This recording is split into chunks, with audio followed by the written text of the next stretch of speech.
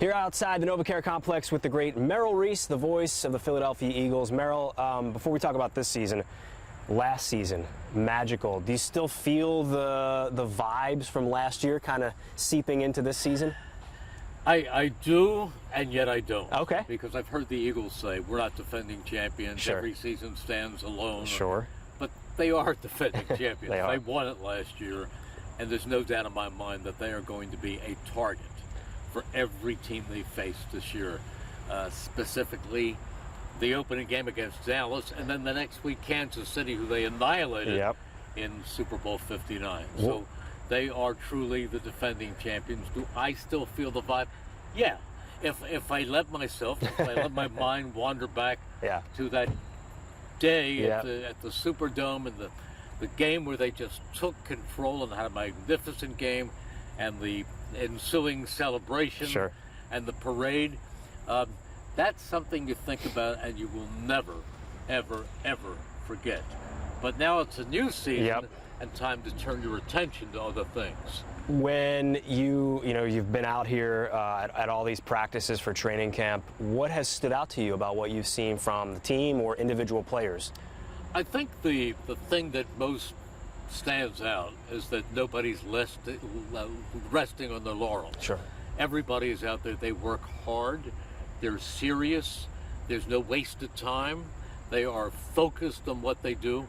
Dick Vermeil once said, I always go back to my Vermeil absolutely, quotes, I get it. My background. Yeah. And nobody had better quotes than Dick Vermeil. True. And he used to tell the players, you never stay the same. And that's something that I think about too in my own career. You either get better or you get worse every single day. So you've got to work to be better. And that's what this team is truly doing. Has any individual players stood out? I know they lost a lot of talent from last season going into this year, but there are some fresh faces that are exciting. There's a lot of them, but you can't let yourself get carried away with what you see in non-contact performance. Sure. Because football is a contact game. Well, that's true. And who hits the hardest, you get to see. I mean, I see a guy like Sidney Brown, who is battling for one of the starting safety spots. And he has so much energy, he has so much passion, and yet he's not allowed in these kind of drills to show what he really has, which is a semblance of what we used to see from Brian Dawkins. Yeah. And I'm not saying he's Brian Dawkins. No, of course. But he's that kind of passionate. He's a hitter. Yeah. He's going to make his mark as a hitter. And you see that every single day. You see the wide receivers. First of all, I think Jahan Dotson is going to have a much bigger role this year. Okay. I mean, there aren't enough footballs to go to all the all the talented receivers, including the tight ends on this team. But Jahan Dotson came right before the last preseason game last year from Washington. And this year he not only contributed late last year, but Jalen Hurts and Jahan Dotson have that confidence that goes between them. And I've seen it all summer. I think, listen, I loved him at Penn State, and I was thrilled when the Eagles got him. And I think he will have a significantly more significant bigger role this year than he did last year. I'd like to see him step up. He had a big game in the Super Bowl, huge catch, almost a touchdown. So having Jahan Dotson as your third wide receiver is sort of an embarrassment of riches, and that's why this offense is so good. You posted something, and I thought this was really interesting. I'm glad you read my posts. You were on a show, and you talked about Jalen Hurts and how he gave you something special. Can you talk about that? That was really cool. He did. I mean, it was one of the most meaningful moments of my career, which is going into its 49th year. But that doesn't mean I'm stopping. Sure. Because I don't intend to stop anytime soon. But I was sitting in the press tent after the conferences, and somebody from the equipment room came over, and he gave me a large box. And I opened the box, and there were a brand new pair of Air Jordan Eagles cleats. And written on the white portion of the left shoe was, to M. Reese, you saw it when nobody else could. Love always, Jalen Hurts. Wow. And that just meant so much to me, because I'm not taking credit for anything, because I thought it was clear cut early. I think a lot of people didn't understand it, I remember people saying he has marginal arm strength, Yeah. which he's got a great arm. Yeah. He's got great athletic ability, and then when you get to know him and you see how dedicated he is, what a worker he is, how intelligent he is, and in his own quiet way, he's a leader. The team responds to him.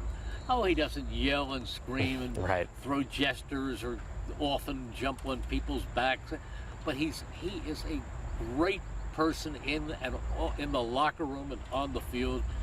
I believe that we haven't even seen the best of, as great as he was in the Super Bowl, we haven't seen the best of Jalen Hurts yet. He just turned 27. Yeah. And the great quarterbacks, the Peyton Mannings, and now I know Mahomes has been great since Sure. he's come into the league. But for the most part, the really great quarterbacks, they reach their peak at 30 because they put together the talent with the experience. They see more, they learn more. They're able to diagnose a defense instantly. And I think that that's what you're going to see with Hurts. He's just going to get better and better and better. He will one day we will look back and say he is the greatest quarterback in Eagles history. I could see that. Entering the prime of his career. Just back to the cleats. What does that mean to you that he remembered that and that he went out of his way to offer you that gesture? It means more about Jalen Hurts than it does about me. That he cares and he appreciates what people do and what they instill in him. And if I added a little bit to his own confidence, and I don't think I did, but I think it's always nice when you get approval from somebody and somebody who you respect. Sure, such a cool moment and obviously well-deserved. You've been doing this for a long time. That being said, you've done this a long time. You've seen over the years running backs who have put up a huge workload like Saquon Barkley just did last year and then try to do it again the next year. What leads you to believe that despite almost 500 touches last year, Saquon Barkley can still give the Eagles that kind of season for a second straight year? Because he has that talent, as long as he stays healthy. He's got another great offensive line. Yeah. He's got a great quarterback. And he also saw what Kansas City could do, where a team will look at the tape and they'll say, at Kansas City, it's obvious that their game plan was shut down Saquon Barkley, make the Eagles beat you with Jalen Hurts' arm. Well, the Eagles can beat you with Jalen Hurts' arm and receivers. And that offensive line is great. Saquon Barkley is just as talented as he was a year ago. And if he is able to stay healthy, and with running backs, it's always the case, but if he's able to stay healthy, he's going to be just as good as he was last year. Now, do I expect another backward leap? Not likely. I might be asking a little too much. Who knows? Maybe he has a triple somersault off the high board. He's got something up his sleeve, I'm sure.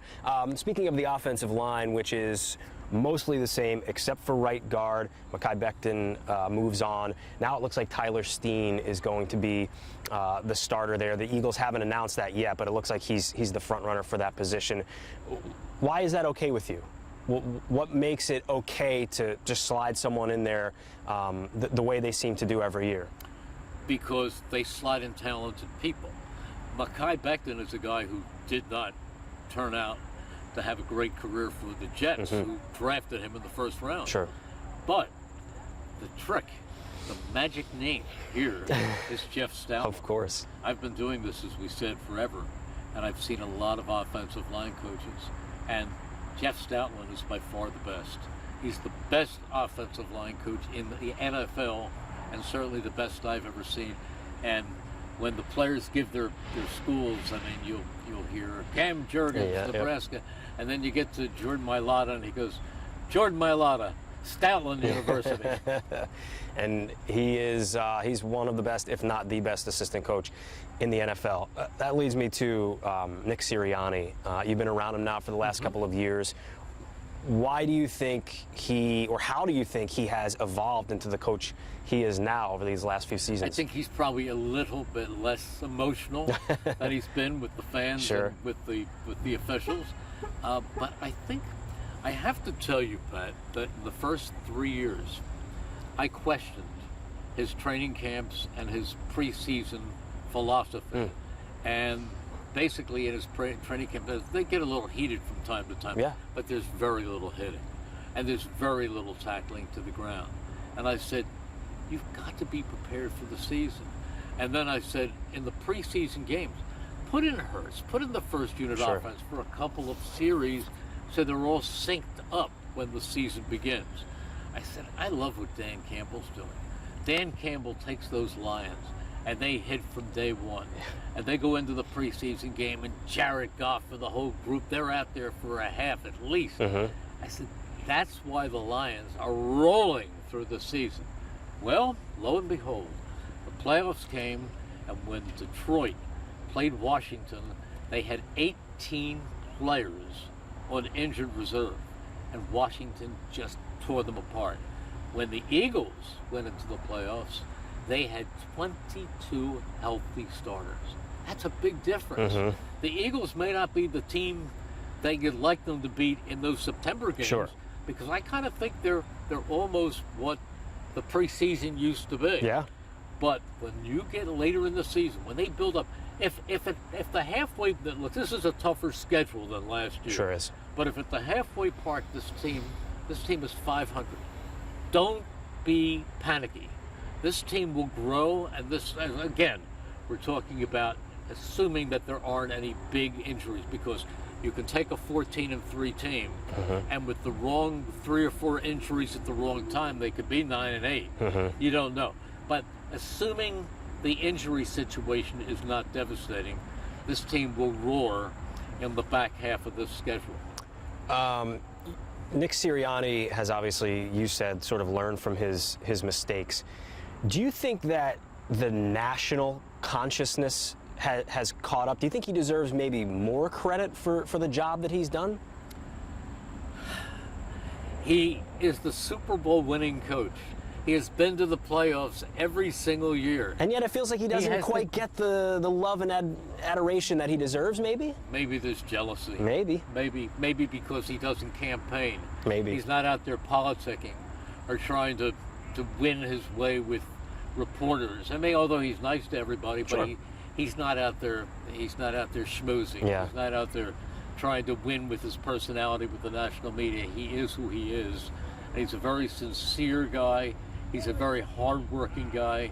He's a guy that understands the talent, understands what the players need, and he's a very, very talented, solid, winning coach. All right, last question for you. You were around a few years ago when the Eagles won 2017 season, 2018 Super Bowl 52. What do you remember about the following season after that? And what do you think this team can learn from that as they try to repeat? Because as you said, there's a target on their backs every week now. How do you overcome all of that in the quest for a repeat? You've got to remember that Super Bowl 52 championship team was guided by Nick Foles. Yeah. Carson Wentz, who was the guy who got them there, came back after a terrible knee injury where he tore his ACL, his MCL, and had structural damage to his knee. And he was not the same quarterback. He was not the same quarterback physically, and he was not the same quarterback emotionally. And I think that was the biggest difference in that team. And then they had drafted Jalen Hurts, and there were some feelings that Carson Wentz did not handle very, very well. I'm not blaming it all on him. Right. But a lot of things happened, and the whole feeling wasn't there. You don't feel that way about this team? I don't feel about that. Number one, they have their great quarterback. He's back, and he's just as hungry as ever. So if this team stays healthy, they're going to be awfully good. They are going to be the best team in the NFL going into the season. When they meet Dallas on that Thursday night game, at that point, before the first ball is kicked off, they are the best team in the NFL. But what happens from there on in depends a great deal on health.